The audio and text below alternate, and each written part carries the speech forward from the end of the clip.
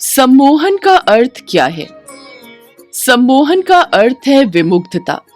यह अवचेतन मन की वह प्रक्रिया है जिसके अधीन जीव आत्म दशा को विस्मृत कर स्वयं से नियंत्रण खो देता है।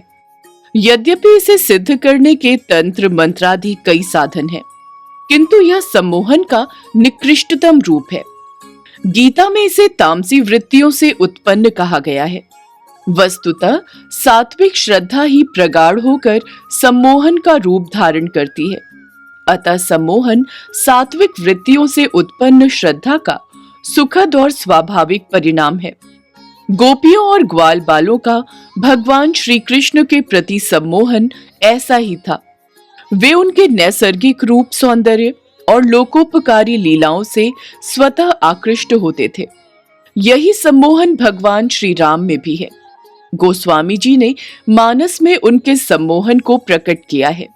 मां कौशल्या का उनके मुख में ब्रह्मांड दर्शन, धनुष यज्ञ में उपस्थित राजाओं और नर नारियों का श्री राम को अपनी भावनानुसार विविध रूपों में देखना, जैसे अनेक प्रसंग इसी सम्मोहन के उदाहरण हैं।